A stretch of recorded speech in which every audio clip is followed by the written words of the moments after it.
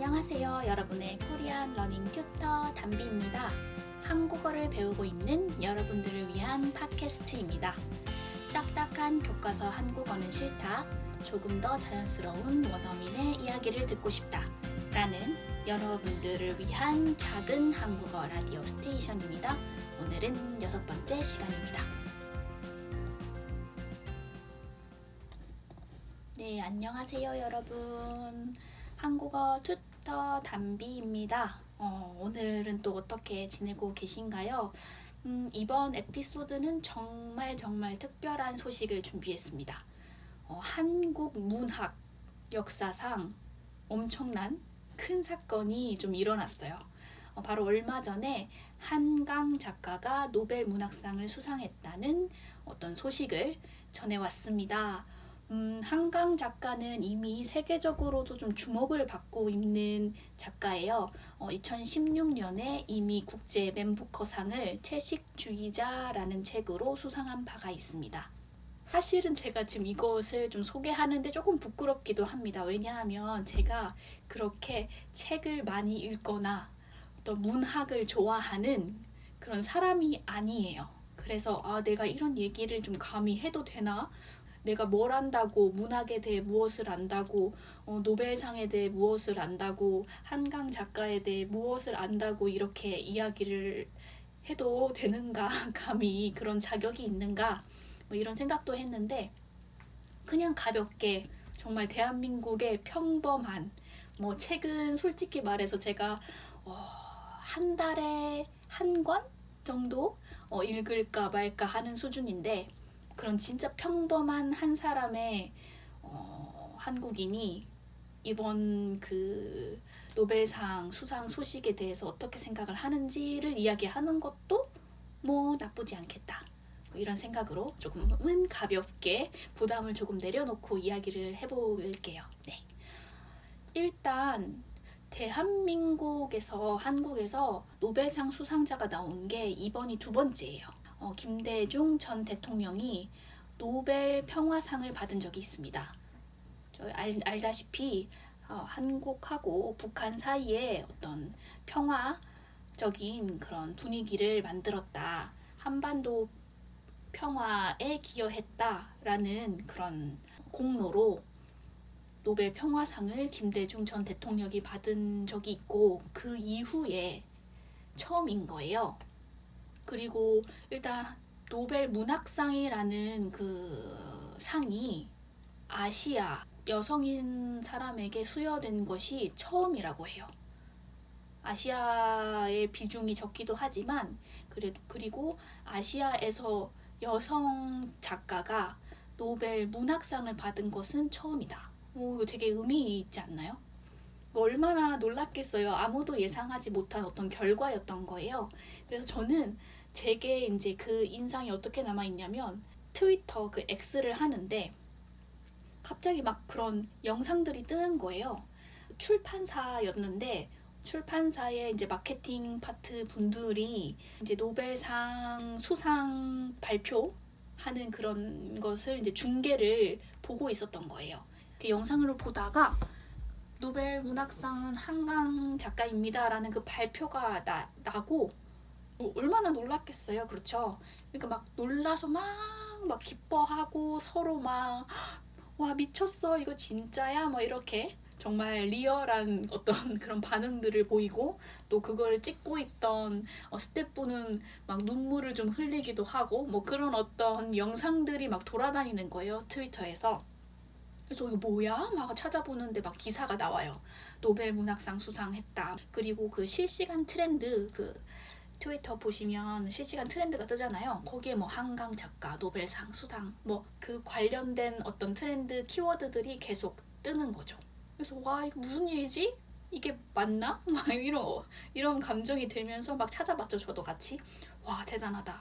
그리고 또 재밌었던 게, 그 한국에 되게 유명한 서점들이 있을 거 아니에요. 큰 서점들. 그 서점들의 목록이 막 다 뜨는 거예요. 교보문고, 알라딘, 이런 그런 그 서점들이 뜨면서 다 매진, 품절, 그러니까 그 책을 사려고 다 들어갔던 거예요, 사람들이. 뭐 그리고 막 그 교보문고의 서버가 마비가 됐다느니 뭐 책이 없다느니 막 그래서 그것들이 막 뜨길래 아 맞다.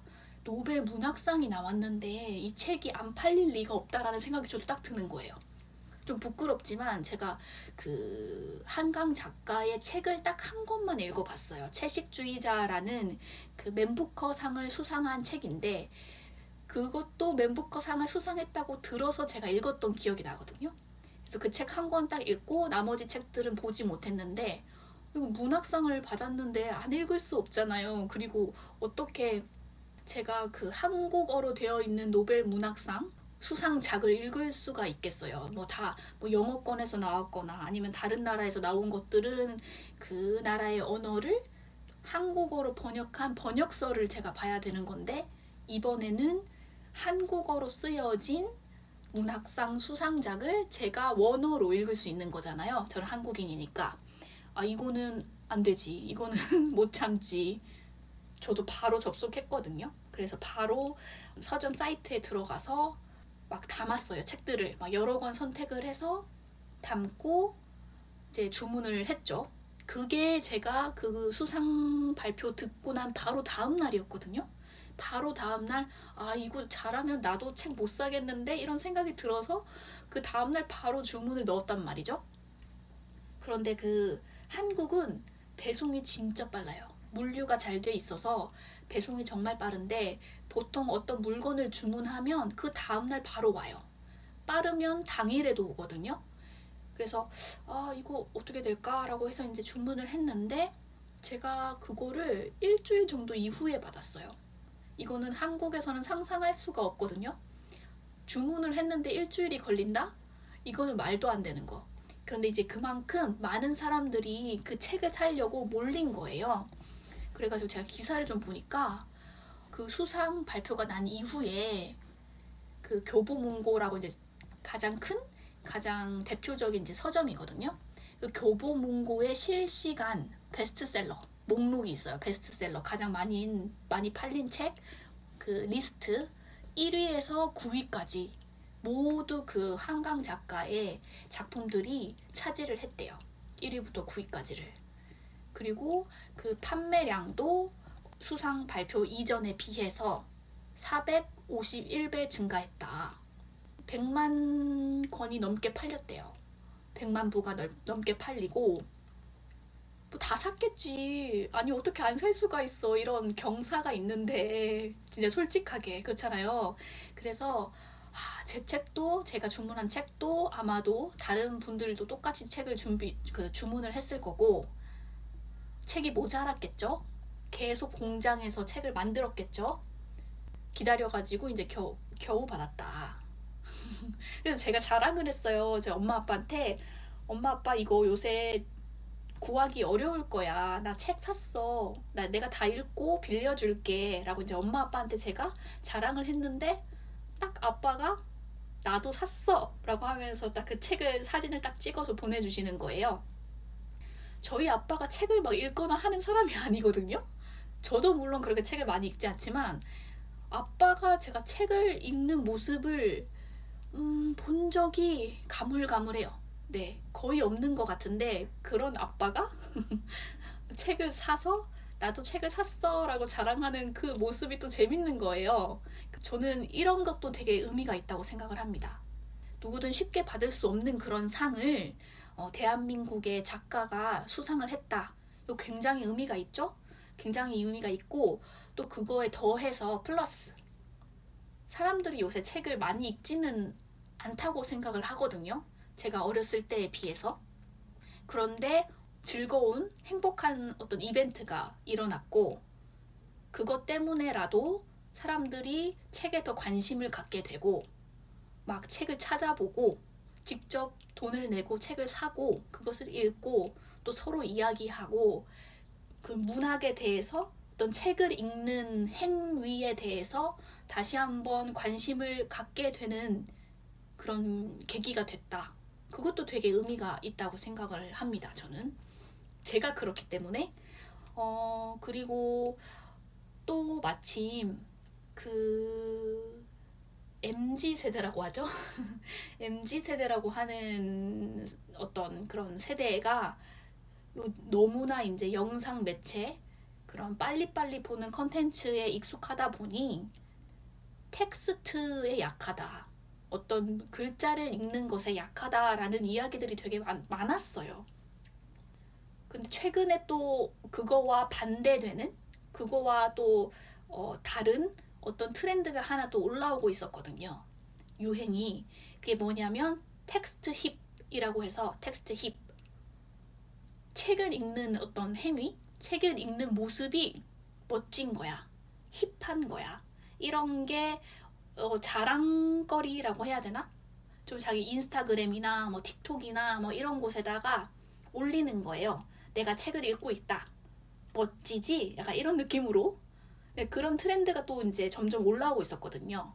왜냐하면 너무너무 책을 안 읽고 너무 글자를 읽지 않는, 문자를 읽지 않는 것에 대한 문제의식이 커지고 있었기 때문에 그것과 반대로 책 읽는 거는 되게 멋진 거 아니야? 너는 책 안 읽니? 나는 책 읽는데? 뭐 이런 느낌으로 그렇게 책을 읽는 행위가 또 되게 멋진 것, 힙한 것처럼 그렇게 소비되고 있는 어떤 그런 부분들이 또 있었는데 이것도 같이 좀 이제 커지겠죠? 나 한강 작가의 책을 읽고 있어. 너는 안 읽니? 한강 작가 이번에 노벨상까지 받았는데 너는 이거 안 읽어? 뭐 이렇게 될 수 있는 거예요. 그래서 저는 와 이거는 정말 시기적으로 너무너무 잘 맞았다. 이렇게 뭔가 다시 한번 책을 읽는 문화가 활성화된다고 하면 더 좋아진다고 하면 그것도 되게 좋은 일이다 라는 생각이 들었습니다. 이제 한강 작가에 대해서도 조금 더 이야기를 해볼게요. 제가 잘 알지는 못하는데 일단 이번에 그 노벨 문학상을 수상을 하면서 그 노벨 문학상 측에서 노벨상 측에서 묘사했던 것이 있어요. 왜 한강 작가가 수상을 했느냐. 왜냐하면 그녀의 어떤 작품이 역사적인 트라우마를 다루는 강렬한 시적 산문이기 때문에. 이거 되게 맞는 말인 것 같아요. 가장 최근에 한 권 더 읽었거든요. 소년이 온다라는 책을 한 권 더 읽었는데 이게 한국의 어떤 아픈 역사에 대한 것을 묘사를 하고 있어요. 1980년대의 일인데 지금은 이제 민주주의 국가로 너무나 잘 되어 있지만 예전에는 민주주의가 정착이 되지 않았던 시기가 있어요. 과도기가 있잖아요. 어느 나라든 민주주의 사회를 제대로 정착시키기 위해서 겪었던 그런 과도기들이 있고 그때 이제 1980년대는 독재 체제에 있었기 때문에 그 당시에 어떤 독재적인 국가 권력에 의해 광주라는 지역에 잘못이 없는 일반 시민들이 국가의 군인들에 의해서 무참히 살해됐던 그런 아픈 역사가 있는데 그 사건을 다루는 책이거든요. 그 사건을 배경으로 그 당시 광주에서 살았던 10대 소년 그리고 고등학교 여학생, 대학생 그리고 일반 시민들 그리고 그들의 부모들 이런 일반적인 사람들 보통 사람들이 그 역사적인 아픔 그 국가의 어떤 권력에 의한 압박 이런 것들 때문에 얼마나 큰 상처를 입었는지 이런 것들을 다루는데 제가 되게 울면서 읽었거든요. 근데 그런 것들을 다루면서도 되게 그 문장이 시적이에요. 그래서 읽어보시면 저는 좋을 것 같아요. 근데 저는 이제 한국인으로서 그 역사에 대해서 조금은, 잘 알지는 못해도 조금은 알고 있기 때문에 되게 감정도 이입을 해서 읽었고, 아, 이런, 그때 내가 예전 학창 시절 역사 시간에 배웠던 사건이 이거구나 라고 조금 대입을 하면서 배경 지식이 있는 상태에서 읽었기 때문에 조금 더 이해하기가 쉬웠는데, 아무런 그런 배경 지식이 없는 상태에서 외국인 분들이 이 책을 접하면 어떨지 사실 저는 잘 모르겠어요. 그렇지만 어느 나라든 어떤 나라의 사람이든 간에 그런 국가의 권력과 개인 사이에서의 어떤 갈등, 그리고 그 권력에 의한 어떤 개인의 상처, 이런 것들을 좀 보편적으로 이해할 수 있다고 생각을 해서 조금은 어려울 수 있지만 읽어보시면 좋지 않을까라는 생각을 또 했습니다. 너무 어렵죠.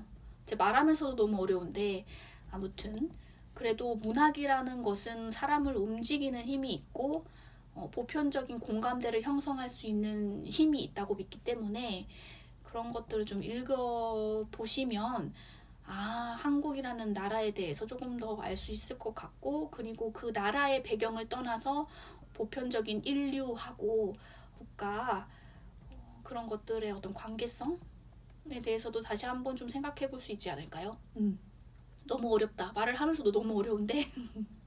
네, 그렇습니다. 그리고 마지막으로 조금 더 흥미로운 지점을 하나 더 이야기하고, 오늘 이미 좀 말을 많이 했긴 하지만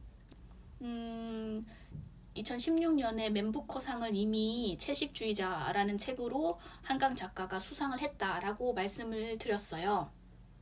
근데 그 맨부커상 수상도 그렇고 이번 노벨상 수상도 그렇고 되게 그 뒤에서 많은 힘이 되어준 한 사람이 더 있거든요. 한강 작가는 한국인이잖아요. 그러면 당연히 작품을 한국어로 쓸 거고, 그것을 많은 전 세계의 사람들이 누리려면 번역가라는 사람이 필요할 건데, 그 맨부커 수상할 때 그 채식주의자라는 책의 작가인 한강 작가도 수상을 했지만 동시에 그 데보라 스미스라는 번역가도 같이 공동 수상을 했어요. 그 데보라 스미스라는 분이 이 한강 작가가 지금의 위치에 오르기까지 많은 도움이 되었다라고 저는 생각을 하는데, 그녀가 한강 작가의 책들을 영문으로 번역을 했거든요. 근데 그도 배경 이야기가 되게 흥미로워요. 데보라 스미스가 대학교를 졸업할 때 영문과를 이제 졸업을 하는데, 내가 번역가가 되어야겠다라고 생각을 했대요. 번역가가 되어야겠는데 그러면은 어떤 나라의 말을, 어떤 나라의 작품을 번역을 하지? 라고 했을 때 한국어를 번역하는 사람이 없다라고 생각을 했대요. 영국 사람인데 한국어 작품을 영어로 번역하는 사람이 없네? 우리 그 영국이라는 나라에?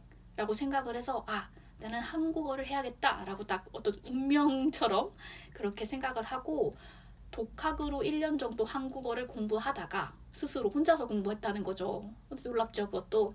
한국어를 스스로 공부를 하다가 이제 석사, 박사를 한국학을 전공을 하고 이제 한국 문학을 번역하기 시작하는데, 그 번역한 책이 하필이면 한강 작가의 채식주의자였던 거고, 그 채식주의자가 2016년에 맨부커상을 수상을 하게 된 거죠.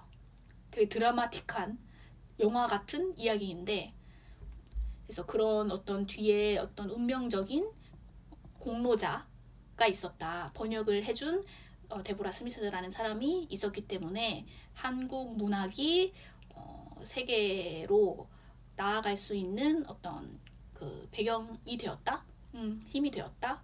이런 재미있는 또 일화도 있습니다. 네. 오늘은 그 노벨 문학상을 수상한 한강 작가, 그리고 그것에 대한 이야기들을 조금 해봤어요. 대부분 저의 어떤 개인적인 이야기들을 많이 했지만 진짜 그래요. 지금 한국의 분위기가 그렇잖아요. 문학상 어떻게 나올 거라고 생각을 했겠어요. 그래서 사람들이 갑자기 책을 읽기 시작하고 그것에 대해서 조금 아니 야 평소에는 관심도 없다가 평소에 너 책이라도 읽었니? 책이라도 한자 읽었니? 너 책 안 읽었잖아. 근데 갑자기 뭐 유명한 상 탔다고 하니까 책 읽는 거야? 안 좋다 그거 너. 뭐 이렇게 이야기하는 사람도 있어요. 근데 저는 그게 왜 안 좋은지 모르겠습니다. 책을 안 읽다가 책을 읽게 돼서 좋고 또 덕분에 다른 책들도 많은 관심을 같이 받게 돼서 좋고 그리고 이제 한국뿐만 아니라 해외에서도 한국 문학에 대해 조금 더 관심을 갖게 되어 좋고 또 다 좋은 일만 있는데 그걸 왜 안 좋게 이야기하는지는 모르겠네요. 어쨌든 뭐 오늘은 여기까지 이야기를 좀 해보도록 하겠습니다. 그러면 우리도 다음에 더 재미있는 이야기로 만나요. 안녕.